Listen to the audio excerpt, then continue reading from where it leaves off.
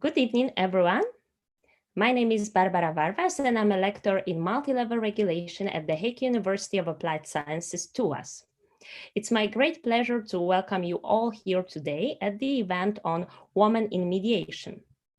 This event is organized in a continuous celebration of International Women's Day within the framework of Comenius project on trust mediators funded by the Netherlands Initiative for Education Research. The event is also supported by the UN Youth Impact. In our Trust Mediators project, we collect experiences of lay people on factors that help them increase trust in mediators from the perspectives of their cultures. At the end of the project, we hope to create a toolkit on the desired skill set of trustworthy mediators in the intercultural context. Today, we focus on experiences of female professional mediators. Let me welcome and introduce our distinguished speakers. Ms. Aparna Mukerjee is a lawyer and internationally accredited mediator based in India. She is a regional mediator with the World Bank Group for employment disputes for India, Nepal, Bangladesh, Sri Lanka, Pakistan, and Afghanistan. Aparna also acts as regional mediator with the Compliance Advisor Ombudsman. Aparna is a former coordinator of Tamil Nadu mediation, which is attached to the High Court of Madras and facilitates court-referred mediation. Aparna mediated a variety of disputes, including those relating to the workplace, civil matters, community, multi-stakeholder, and others. Welcome, Aparna. It's great to have you here today.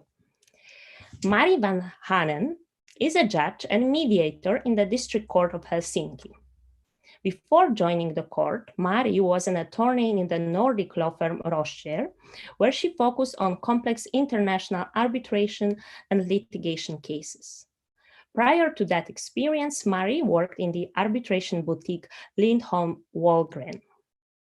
Mari also spent some time in the US, where she externed at the Supreme Court of Ohio, mediated at the local court and prosecutor, and worked with the Divided Community Project, which helps communities respond constructively to civil unrest. Mari, welcome today. Thank you for accepting our invitation. Thank you very much. And finally, Tabitha van den Berg.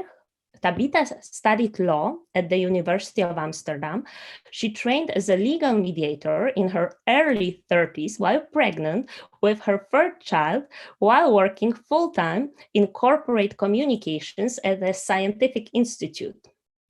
In 2016, she decided to give up her full-time job and embrace the challenge of building a full-time career as a professionally accredited mediator.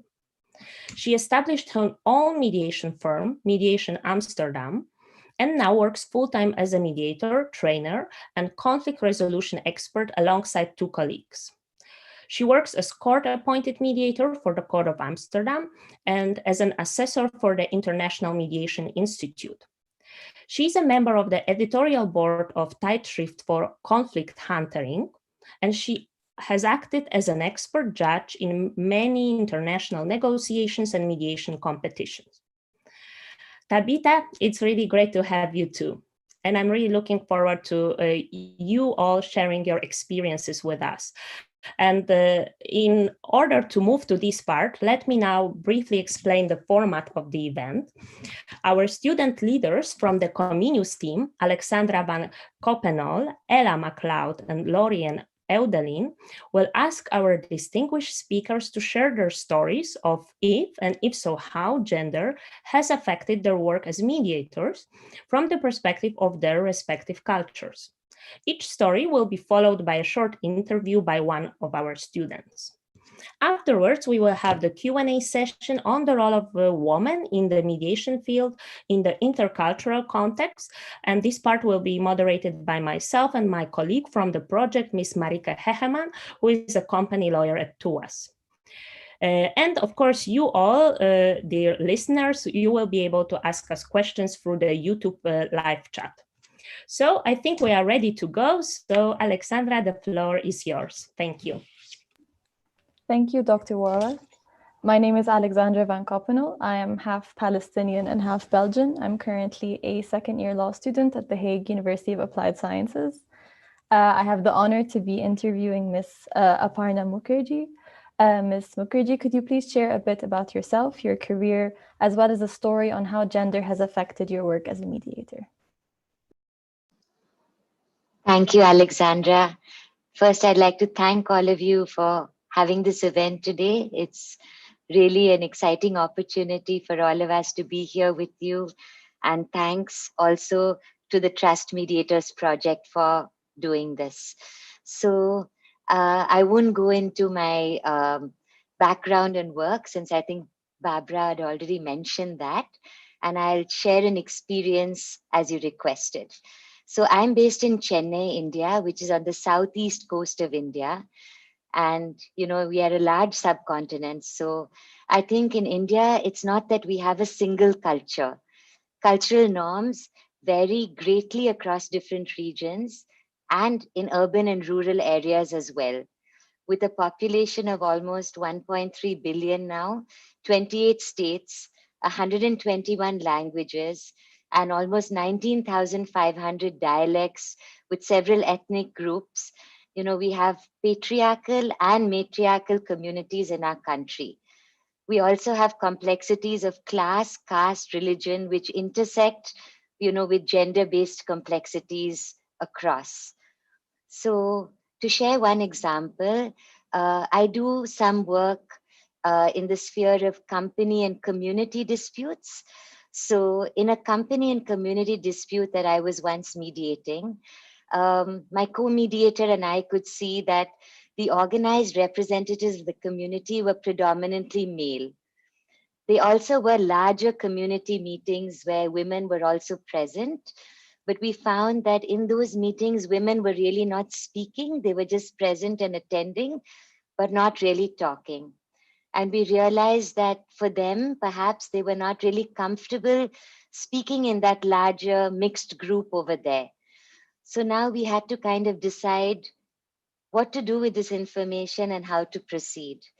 You know, we wanted to be sensitive to the fact that the community traditionally had its own way of organizing itself, and also balance this with the fact that if resolution is reached, this will have an impact on all members of the community, including women.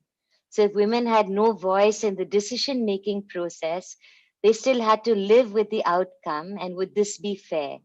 So was our role as mediators simply to facilitate a resolution between the company and, you know, the appointed community representatives, or to go a step further and ensure that community representation included all groups in such community, including gender groups? So in this case, we kind of use some strategies to try to be gender inclusive. For instance, we had separate informal meetings with women in spaces where they felt comfortable to talk about, you know, the issues, their views, to understand their needs and interests. We checked with women if they were comfortable, if we took these views back to their community representatives, and whether they felt safe with us doing this. And when we got a yes as an answer, we took this back to the community representatives and discussed with them how these views, needs, and interests could be included in the dialogue process that we were structuring. So this is one example that I wanted to share. Thank you. Thank you for sharing. I can imagine from having visited India, it must be very complicated to have to balance all the different regions and the conflicts between them. For the first question we would like to ask you, is trust inherent within your culture in India, or is it something that you feel that it needs to be built? And does gender influence this process? So I would say that in the context of mediation, we have different types of trust. You have trust in the process of mediation, you have trust in the mediator, and you have trust or no trust between parties in the mediation. So in India, actually, most formal mediation so far has been court-attached mediation predominantly. So trust in the mediation process and the mediator kind of flows from whether parties trust the court system. So when parties have a high trust in the court system, that trust would kind of extend to the mediator and mediation process. And if they are apprehensive or nervous about the court system, they may come in being apprehensive and nervous about the mediation process as well. So in those cases, I would say it's up to them, to the mediator, to build that trust through the process. By the way that, as a mediator, that, you deal with the party, that you explain the process, that you're transparent, the way you treat the parties, you kind of build that trust during the process. So I would not say that at this time, gender is really influencing in a big way the trust building process with the mediator, because very often the mediators are appointed by the court itself. So parties come in with the mediator already appointed, and some parties take some time to feel comfortable with the process and some feel comfortable more often. And I also spoke to some of my female mediator colleagues to check back with them to see if they had experiences.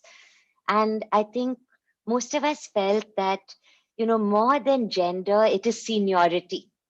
Because in our culture, if you have experience and you have seniority, trust is built quicker than if you are younger and just starting to gain experience. And it may not be gender based. We've seen more of it being seniority based.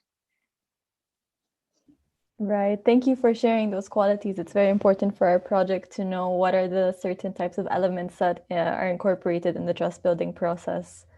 Would you say that there are certain cultural traditions or customs relating to gender that would affect mediation? So I think the cultural customs and traditions, do you mean in respect of the mediator, or do you mean in respect of parties? In respect of parties. In respect of parties.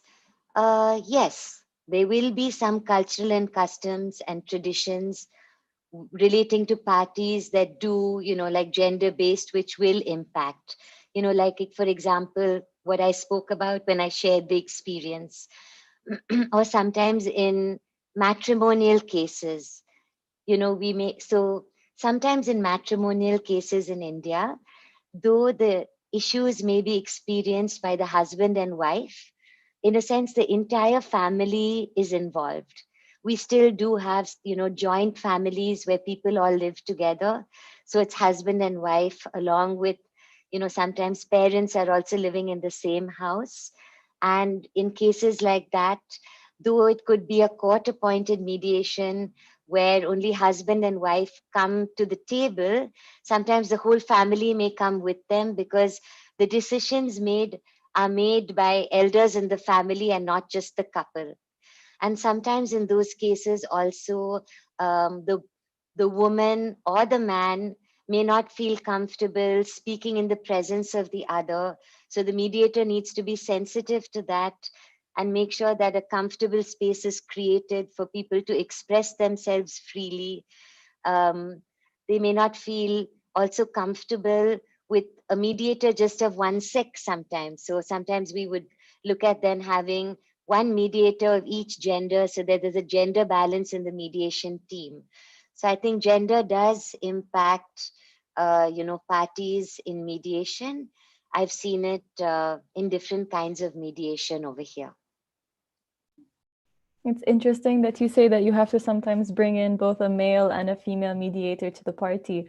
But would you say that you, as a female mediator, would you change your approach to a mediation session based on the gender of your clients? For example, if you had two males. So I would not change my approach based on gender.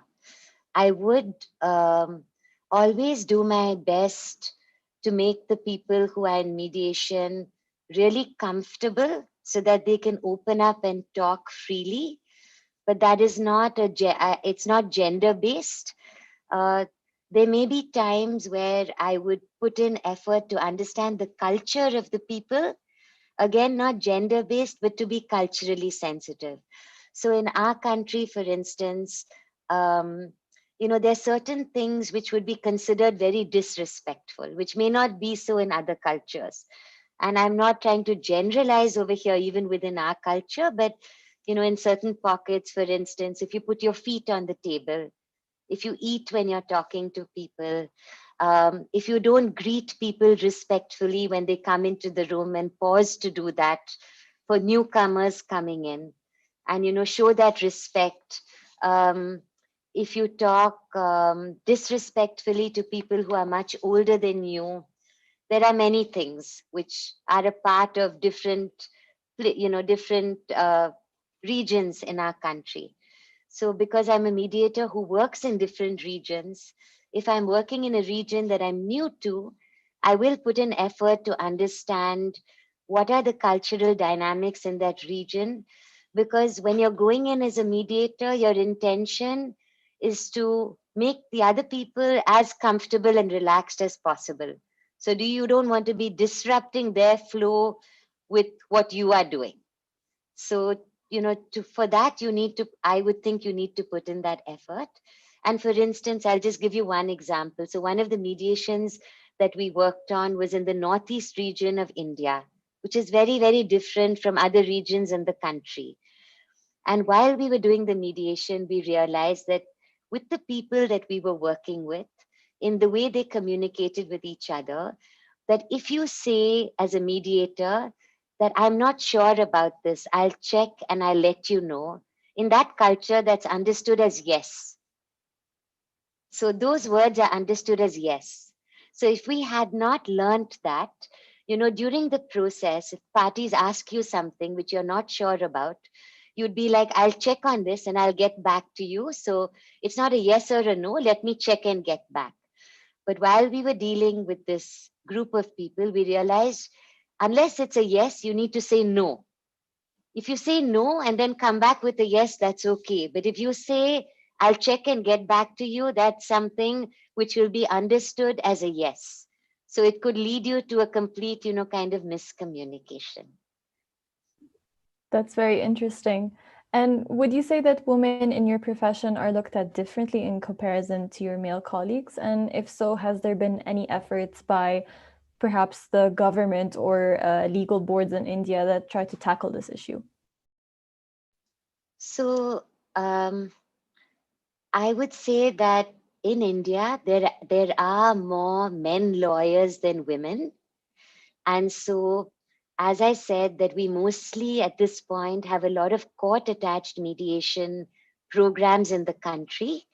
So the flow from, the lawyers into the court-attached mediation program is natural. That being said, there are a fair number of women mediators in the court-attached mediation programs. And I, took out the statistics of the center, which is in our city with the High Court that I work with, where we have a total of 193 mediators working in our High Court, District Court, and Family Court here, out of which 119 are men and 74 are women. So the statistics of this are probably better than, women lawyers ratio to men lawyers. And as of now, I don't think that women in our profession are really being treated in some significantly different way to men that I can see. But private mediation is at a very initial stage in our country. It's still developing. And right now, as I mentioned, in court-attached mediation, the mediators, men or women, are appointed by the court to do the job. So I think that may be, we may need to wait to see how private mediation develops to perhaps understand more going forward. And I personally, in my experience, have not faced discrimination based on gender. In the work that I've done as a mediator for almost 20 years now, I've not experienced it. Well, that's very good to hear. And thank you so much for taking the time to share your experience. It was very interesting and lovely to hear from you. Thank you so much, Alexandra. I would like to pass the floor to my colleague, Lauriane. Hi, thanks a lot. Can everyone hear me correctly? Thanks a lot, Mrs. Mukerjee, for sharing your stories. That was really insightful. I'll be interviewing Mrs. van der Berg. I hope I say your name well. So as Alexandra did, could you please share a story about you and your background as a mediator, something that on how like gender could have had an impact on your work at a precise time. And then I'll carry on with the questions. Yes, of course. Thank you, Lauriane. I was really inspired by Aparna, and at the same time I thought, oh, I'm not sure I have my numbers right. So I just went and looked up some numbers, but I'll get back to them later. So we talked a little before we had this meeting, and it made me think on what are the experiences that I have as a woman in mediation, and whether I've experienced particularly gender-based discrimination. I think I must say I have not. I've not experienced with clients, that is, the experience that they treated me different than a male mediator. I think maybe it's even been an advantage in some cases because I mediate in labor and business disputes. And I think men are more keen to open up to a woman than they might be with a male mediator, because then it's less common for men to talk emotions. And my experience underlying even the most intense, heavy and contagious business disputes, there's still a lack of trust or feeling disrespected, or there's a number of emotions underlying it. So I think as a female mediator, I'm more at liberty to ask uncomfortable questions in those kind of disputes. However, I have experienced, as Dr. Varva said at the beginning, I was pregnant with my third child when I was practicing or trying to practice as a mediator in the beginning. And I think a lot of particularly male and particularly originally lawyer mediators discouraged me from taking the leap to become a mediator. And I don't think they did so with ill intentions. I think they honestly believed young women, especially young mothers, should not be trying their hand at mediation, because it's a tough job. It's a tough business. That is, the job itself, I think, is not as difficult, but making a business and making a living for yourself is not as easy. So I think a lot of I've had discouraging comments and unsolicited advice on not pursuing a career in ADR as a woman from older men. And I've seen that happen at international negotiation competitions also, meeting young, enthusiastic ADR professionals who are female, who are very keen to enter the sector and to start working as a mediator, at least explore what they can do in alternative dispute resolutions, and older men who are over 50 or over 60 telling them, first get a career in law or do HR or do whatever, but don't try your hand at mediation until you have enough life and experience, and don't think you can make money, and basically don't do it. Which I'm not sure if male students would receive the same advice, but I think it's somewhat condescending, and I think it's also something that we don't need as a sector. I think we need young people, male or female, to help us foster innovation and to bring our profession further. Yeah, that's yeah. I mean, I completely understand. And in order to start the interview, I'd like to ask like two general questions, because you have an experience abroad, but since you mainly worked in the Netherlands, do you think women are underrepresented in the Netherlands in regard to mediation, and obviously in other European countries where you've been working? So in the Netherlands, I just looked it up. Women are underrepresented in leadership roles in the legal profession, particularly in the commercial sector. Women are quite evenly distributed in the leadership position in the mediation associations as well as in the judiciary. So in that respect, we're not underrepresented. I think there is less successful full-time business mediators who are female. And then there's less successful male mediators in the family business or the family mediation sector. So it's perhaps a bit evened out, although I don't have the exact numbers because they weren't registered on the annual report on how many male or female mediators we have in the Netherlands. But in general, I think in particularly in the commercial sector that I work in, women are underrepresented in leadership roles. Yeah, actually, I don't find this really surprising, but I hope this will change. So any like data on like other European countries you might, like any data you might know, or any like personal experiences on this? Well, I'm married to a man from Georgia, and I've been working in Georgia, the Caucasus, not the US, for quite some time. And it's interesting to see there are two differences. On one hand, you could say that the Georgian society is much more patriarchal than the Dutch is. Dutch girls are taught to be equal to men and are equally supported in education. Although at the same time, I think in the Netherlands, many women work part-time, and particularly becoming a mother is viewed as something that should make you temper your ambitions. And I think I know a lot of really awesome and inspiring women in Georgia that just have a career in at the technical university, or who are surgeons, much more so than I see in the Netherlands. So I think it's a difficult thing to look at just from the outside, because you may think, oh, that society is much more open to women having equal rights than the other. And I've seen there's a difference between what you see at the surface and what you see underneath it. And I think in the Netherlands, for example, last week, there was a very interesting article on what happens to female parliamentarians that speak out on any topic.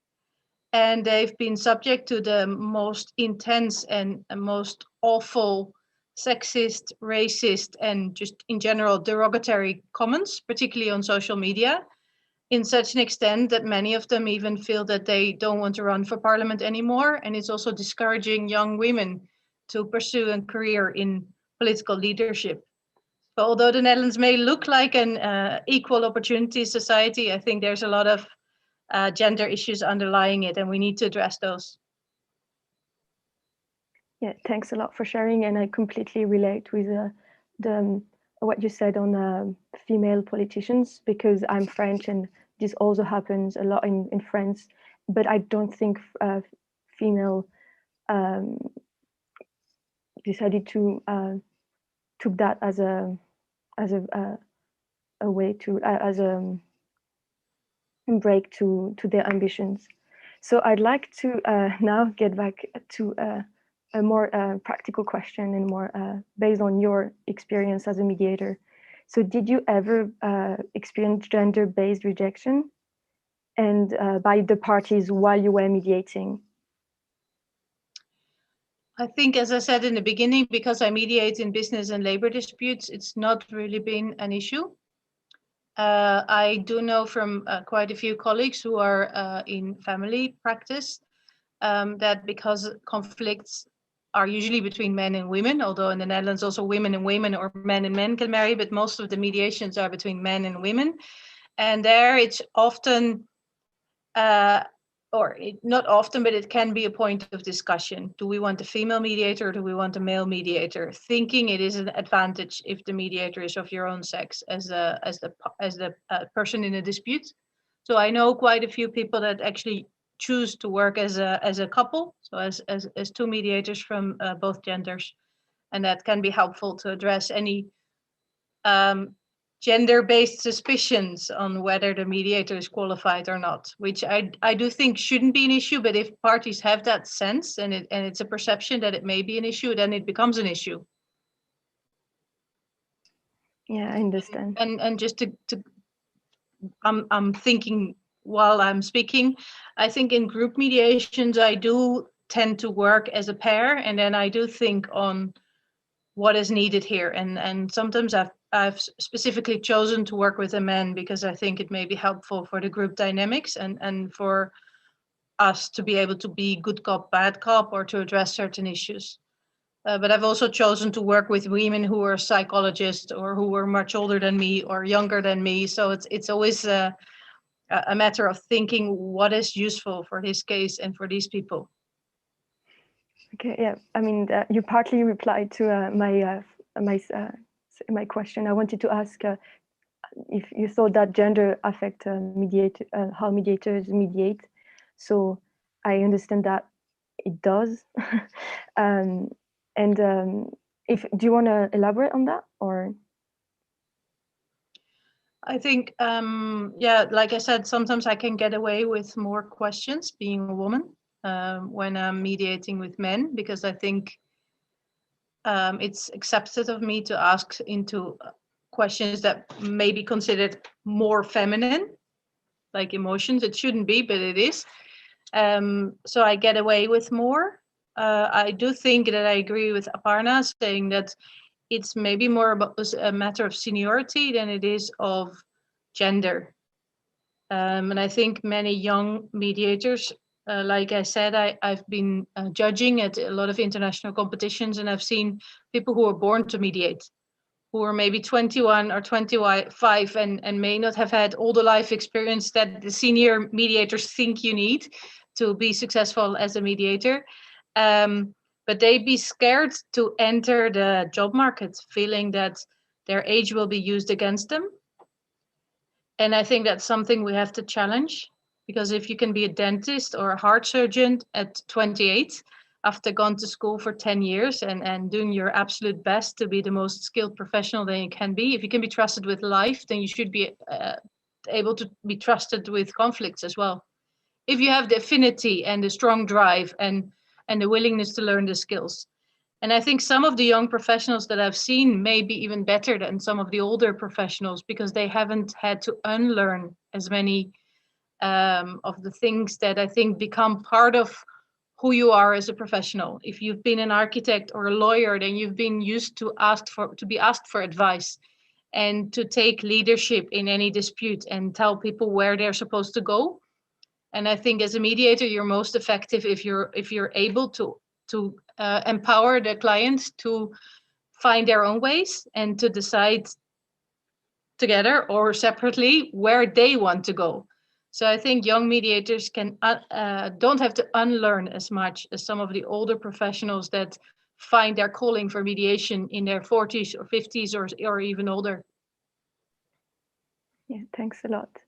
I'd like to finish with, since we have a few students watching us, probably female students, do you have any advice for them? They might choose this path and they might want to work as a mediator. Do you have any advice and any tips for them? That I could talk for a day on that topic. I do think it's important for women to support each other, and also for women to break through their fears or assumptions about being an entrepreneur. I'm not gonna lie, it's not an easy profession to make a decent living in. At least it isn't in the Netherlands, particularly not as a labor or business mediator. I think family mediators are a bit more of a custom nowadays. But if this is what you want, then go for it. But do realize that if you open a bakery, you can't depend on people just accidentally passing by your bakery and smelling the bread and buying it to have sufficient income at the end of the day. And it's no different being a mediator. And I think a lot of women are not raised to be entrepreneurs or to think of themselves as a product or service and to market themselves as such. But I think you can be you can be an entrepreneur with integrity and make a living as a mediator and as a female mediator, but you have to be willing to break through those some of your own barriers and some of the barriers that maybe society imposes on you. So if this is your calling, go for it. Okay, thanks a lot for sharing once again. Ella, the floor is yours now. Thank you so much, Lorian, and thank you so much to you, Tabitha van der Berg.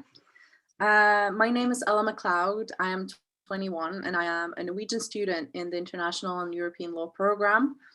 I work also as co-president for UN Youth Impact based here in The Hague, and I am one of the student assistants for the Trust Mediation project. And I will be interviewing Ms. Mari Vanhanen. And my first question that I want to ask you is, to what extent does gender influence the way parties build trust with the mediator? And I was wondering if you could also talk a bit about your role as a judge and a mediator in this scenario.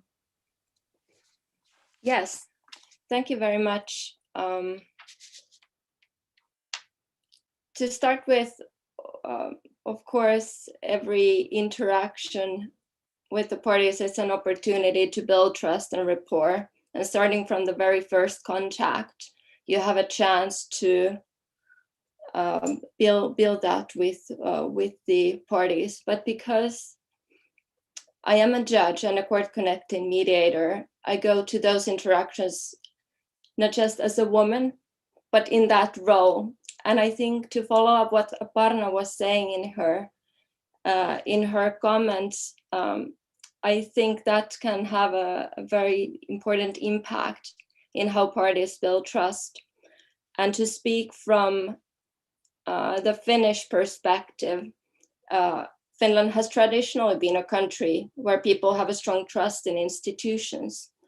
A huge majority, based on research, has trust in the justice system.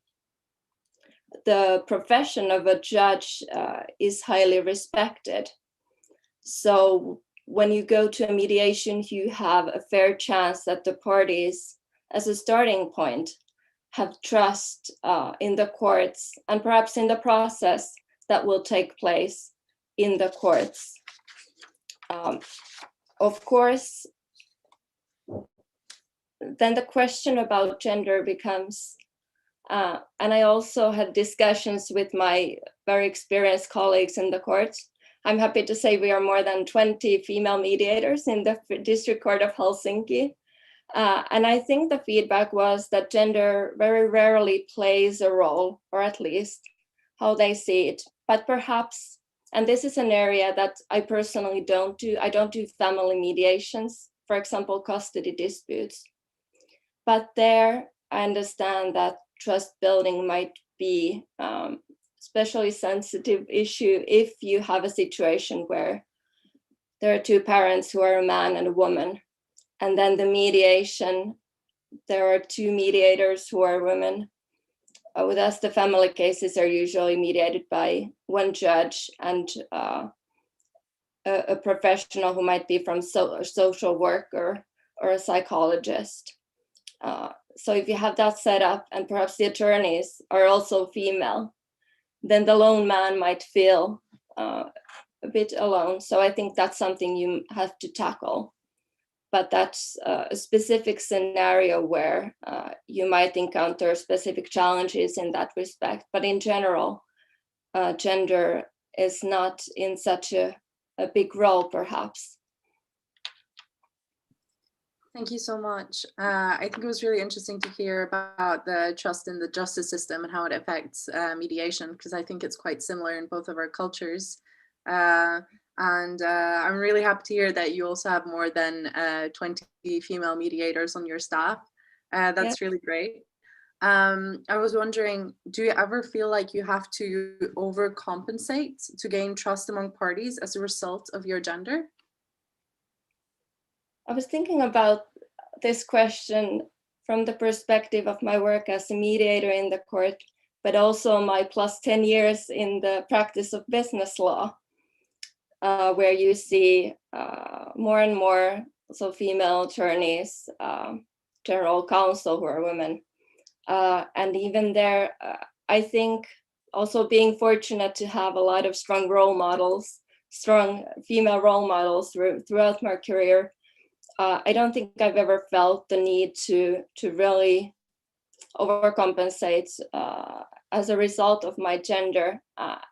And I might say, I think to me, overcompensate as a word also sounds a bit like bringing focus on myself as the mediator instead of the parties.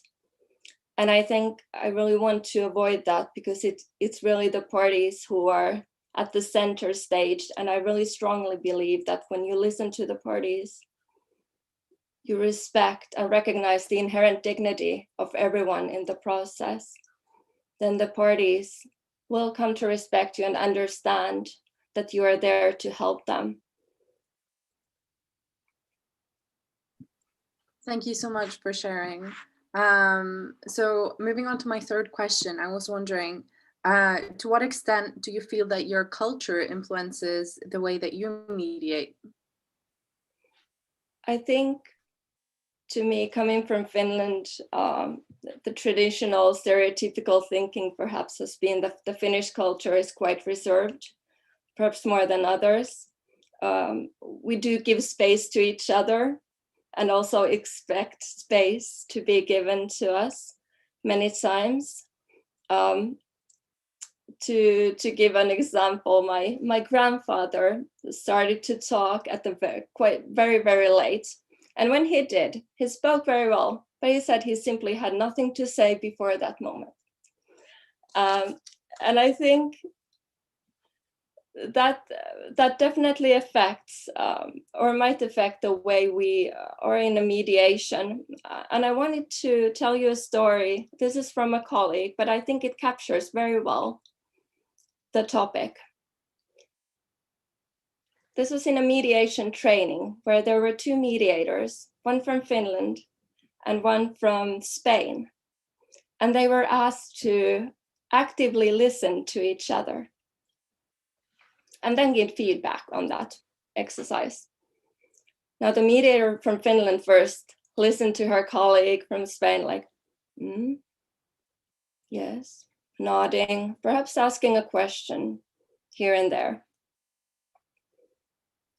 Then it was her turn to tell her story, and her colleague from Spain was very engaged, asked a lot of questions, and showed interest in that way.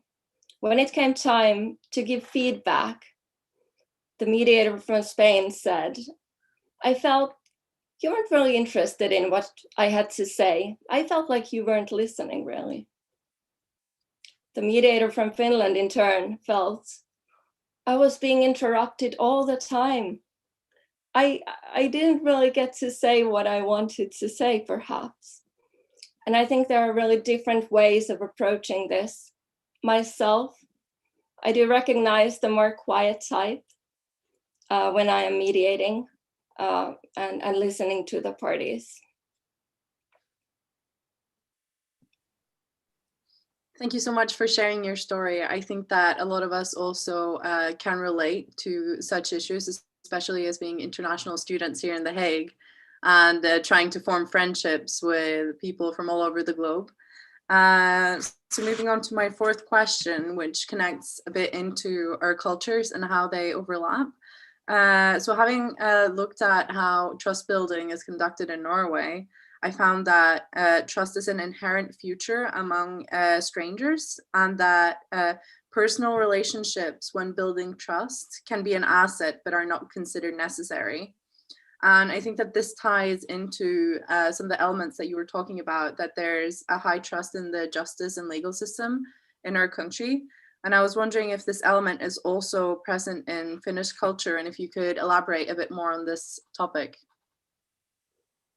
Yes, I do think it is like you described, that personal relationships are definitely an asset, or can be, but they are not necessary. If you think of the society, we are a very small country, and of course you do often, although you don't know someone, you usually, or many times, you know someone who knows someone. and this is especially true when you look at for example, the courts, the attorneys, the people who are working in that sphere. So I do think that's present, and that also makes it a bit easier if I think you will over time encounter the same attorneys, for example, in the courts. They know who you are, they've seen you before, they have discussed with you before. I come from the legal profession, I've been an attorney. I know many people who I've encountered over the years. It's easier perhaps to then build trust when you have that basis. So I do think that, and many times, of course, you can always pick up the phone and call someone and ask.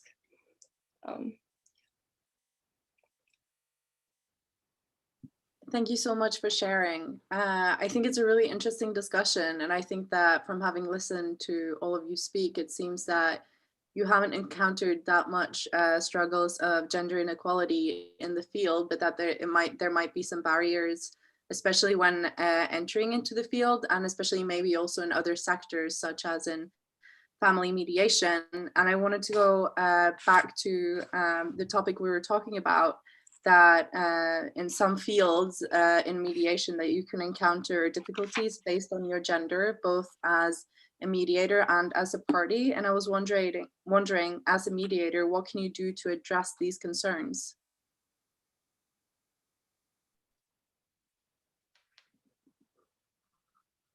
Could you please elaborate on the question? Yeah, I will. So basically, if you as a mediator in a field of mediation and realize that you're having difficulties based on your gender in a mediation, for example, in a mediation dispute with a family, where you as a woman feel that you're being rejected as the mediator, or that you're struggling to build trust, what can you do to address these concerns that the parties are having? I think that's a very good question. That kind of ties into the process, that every step of the way you of course try to do your best to build trust, and at some point you might realize that, okay, there is an issue here, and of course then you have to be very conscious and think what that might be caused by, what might be the root cause. Of course, you might try to have a discussion and try to very cautiously see what that's all about. I still think if you can address many issues as long as you can keep the parties in the room and discussing and kind of getting over that barrier. But there might be, of course, circumstances where they cannot be bridged. And I would be happy to hear my colleagues' thoughts on that as well.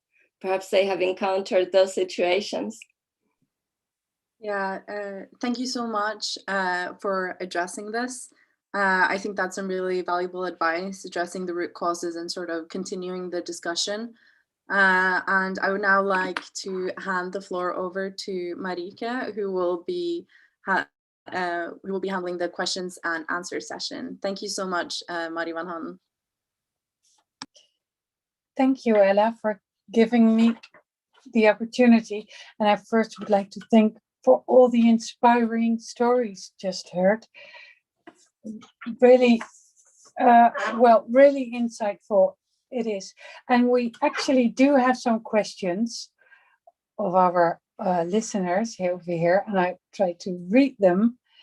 I got here a question from Stephen, and he asked, if you are rejected for reasons of gender, where can you address this and how? Would any one of our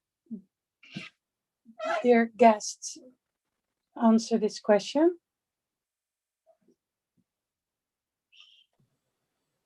I can take the question if you want. I think you can't. You can't? I think, well, I'm not employed. I think if I was employed, then perhaps I could ask my employer to step in.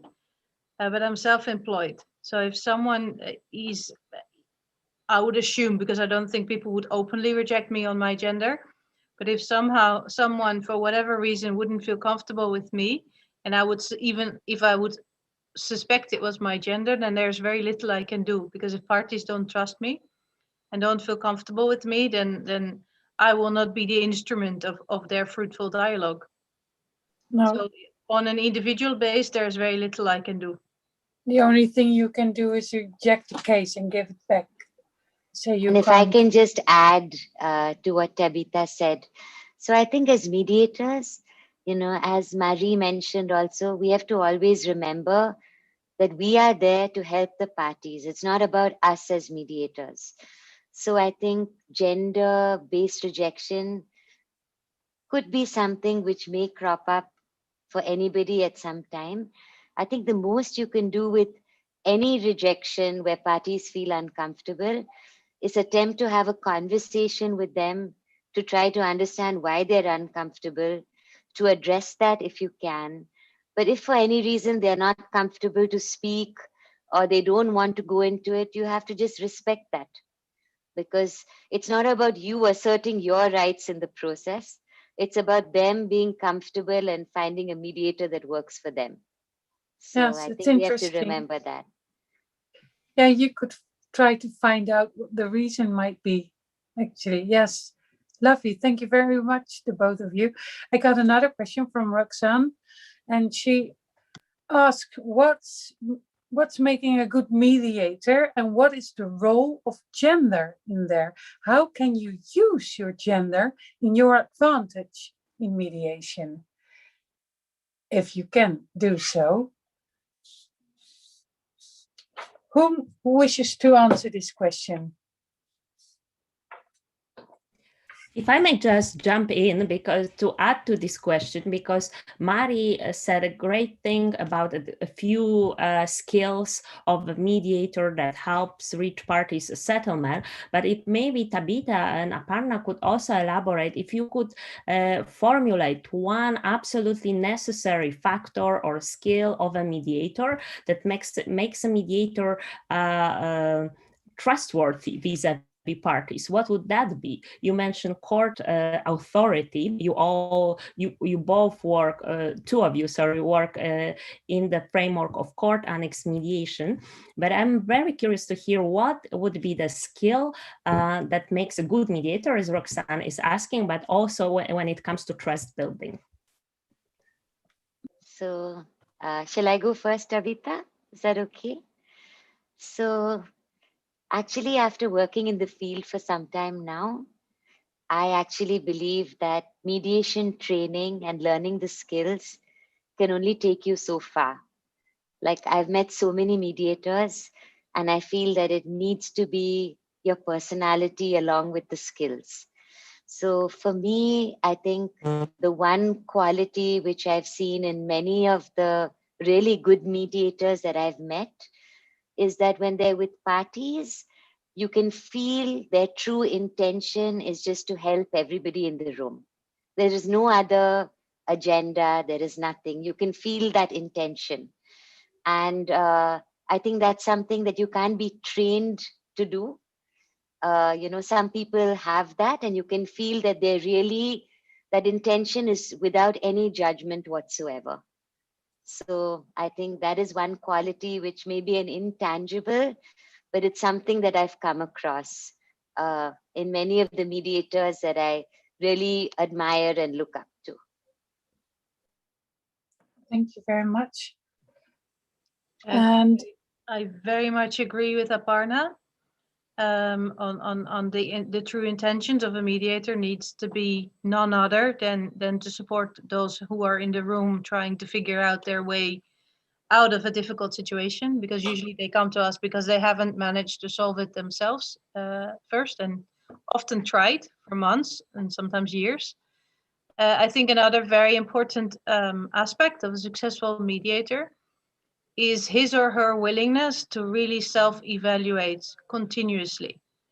So even when we're talking about bias, whether it be gender bias or different bias, you need to be super critical on your own gut feeling, whether it belongs to the parties or whether it belongs to you. Because obviously you're a person who has grown, but also who's had experiences in life, and it's easy, especially in the beginning, to confuse that was what is going on in the room and that what is going on inside of you. So I think a good mediator needs to be highly sensitive on understanding the specifics of their own instrument, which is your body, your biases, your thought process, how you respond to conflict, what you do when you feel pressured or challenged by parties or by something they say. Is it yours or is it theirs? And you need to be excellent at distinguishing those things. And it doesn't mean you have to deny that you have those human urges, but you have to find a way to make sure it doesn't interact with the conflict dynamics of the people in the room. So I think that's, for me, the key element of being a good mediator. If I may add on that, because Roxana asked about how gender could help. I think Mrs. van der Berg, you said that regarding questions about emotions, you were usually, probably slightly better, like not better, if it's not the right word, but you had an advantage compared to other like male mediators. So I think that's really interesting. And did you ever feel like that, Mrs. Mukerjee or Vanhanen? So if I understand what you're saying, it's that it's an advantage, gender is an advantage in terms of how the parties may perceive you. So I think, when I'm dealing with parties in a mediation, for me, like, they're just human beings and I'm a human being, so I may not have looked at it through this particular lens. So it's hard for me to say.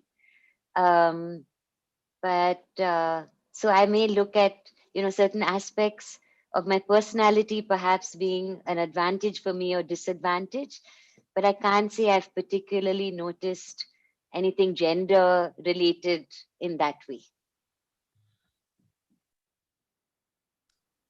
Maybe I'm allowed to add something to this, because in literature it's often suggested that women mediators will bring different soft skills to mediation and that they will be the catalysts to women's empowerment. And on the other hand, you can read that mediators are supposed to be neutral and they should take care of a gender-blind approach in practice. Mrs. Vanhanen, may I ask you, how do you see this? Do you think a female mediator should empower women, or do you think it's more important that gender does not matter at all?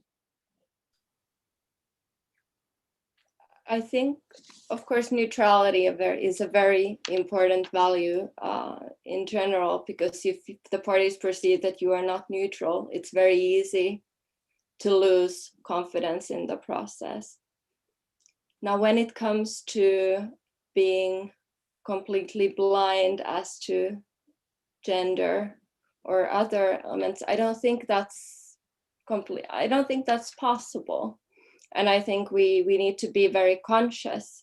Of course, there are many issues that we bring with us to the mediation. Gender is one thing, and there might be a context where that does affect, and you have to recognize that and self-reflect how that might affect that situation. So in that sense, I think we need to be very conscious. I don't think we can be fully blind as to those qualities, but we need to just identify that, recognize that it might have an effect on mediation, and then consider what that means for the process. Yes, absolutely. Thank you so much. Just a bit. I do think there might be a gender effect, and with the risk of generalizing, I think if I look at my practice, often women have no problem showing their sadness or their grieving, but find it more hard to express their anger. And on the other side, a lot of men are maybe culturally programmed so to be more tough in their wording and to have less difficulty expressing their anger, but a lot of difficulties expressing their underlying emotions or where they are vulnerable. And I think as a mediator, whether I'm female or not, it's my job to empower both to be able to express a more complete set of emotions. Because if we don't work through the emotions, then there's not going to be a settlement. Oh, it's lovely. So you should empower both, not just the women. Yeah, lovely. Thank you. Let me see whether there are any other questions. Yeah, Well, we there is also, oh, sorry. Oh, no, yes, go ahead. No, please. I just wanted to also ask regarding the soft skills and the strong woman, because it's very interesting that we're speaking about mediation as a soft way of resolving disputes, but in other alternative dispute resolution techniques like arbitration, and Mari probably will also be able to tell us a little bit more about it, we actually have a professional field dominated by males still. And mediation, of course, from your experiences, looks like a field which is more, well, the gender bias is not so apparent, but I'm very curious to hear a little bit more in the context of our last question that we have in the live chat about the leadership skills of mediators and female mediators. And I would like to start with you, Tabitha. You already elaborated a little bit in this regard, but if you could also tell us what made you decide to become a self-employed mediator, and yeah, what made you take that decision? And then if the two of other speakers could also elaborate on what is the most important leadership skill, or how can we actually empower women or help them develop, young female mediators, help them develop their leadership skills. So if we could treat it as the last question, because unfortunately we are running out of time, it would be great to hear your answers. So let's start with you, Tabitha. Thanks. Okay, if I'm extremely honest, probably if I could have been an employed mediator, I would have preferred that. I was like I said, my husband is a migrant and it's harder to find work in the Netherlands. He does have work nowadays, but I was a main incomer. And I think I would have preferred not to take the deep dive into being an entrepreneur, but I felt an urge to be a mediator, and there was no other way than to be self-employed. And I do believe I've been successful because of my financially challenging situation, because it made me break through a lot of assumptions. It made me push myself harder. It made me challenge myself to go out there, even though I wasn't programmed from everyone in my family is employed and not an entrepreneur. So it was hard, but because I needed to, and because I felt a real urge to be that mediator, I feel like I was born to do this. I made it happen. And I think a lot of women or men who are too comfortable in their life and have an easy way of earning a living, maybe not doing what they feel they're called to, but it is paying the bills, particularly lawyers who may want to become full-time mediators, but are living a comfortable or are earning a comfortable income being lawyers, they're not going to make it as full-time mediators. So yeah, I jumped because I had to, and because I had to, I think I became successful. Thank you very much. And can we get just a very short piece of advice regarding leadership skills for female mediators and all younger mediators from the two other speakers? Aparna, can we start with you? Yeah, so I think to pick up on what Tabitha said, I think for me, it's a value that I believe in every human being's right to kind of self-determination, and to have, the right to decide in their lives how they would like their lives to go, since we only have one life each. And I think that's what drew me to mediation, and possibly like the style of mediation being far more facilitative than evaluative. That being said, I think there are times where you absolutely need to be firm with process, because otherwise, you could just be looping, in the mediation, while not getting into the sphere of taking decisions for other people, but you have to be sometimes firm with timelines and with process related things. So I think as far as young mediators go, I think all of us who are there already in the field, whether it's, having youngsters intern with us, seeing where we can give them opportunities to co-mediate with us, where we can give them credit and recognition, for the work that they're doing, where we can encourage that they're accepted by people who trust us. And so then if we trust somebody who's young and doing a great job, that we get that trust extended to them also. And I don't mean to discriminate between young women or young men. I think that they all deserve a chance if they're, really interested and passionate and good at the work they do, that we should all do whatever we can. So that's it from me. Thank you. Thank you, Mari. Thank you so much. I really wanted to get into mediation because I strongly believe that there's a better way to resolve disputes. And as to the advice, seek out great role models. I can't stress that enough. I've been very fortunate to get encouragement from senior mediators. And to follow up on a point that Tabitha mentioned early on, I've also received encouragement from senior male mediators, which I think has been very important. And I think it's very important for mediators to extend that support to the young, enthusiastic mediators that they meet. Co-mediation is an excellent way to learn, to show your skills, to develop as a mediator. And I would also strongly recommend to seek out opportunities to do that. Thank you very much. So unfortunately, we have to wrap up. We are already 7 minutes beyond our schedule. So thank you so much to all speakers. It was really a great pleasure to hear to your stories, and congratulations on all your achievements and fantastic work, and keep up with the great work. I would also like to thank our interviewers and Marika. And I would also like to apologize for some sound issues at the beginning. I hope it all was understandable to you, and we will also post the bios and in the comment section of our speakers, and some information about our project Trust Mediators, so that those who are interested can also follow up. And you will definitely hear more from us. But again, thank you very much for this event today.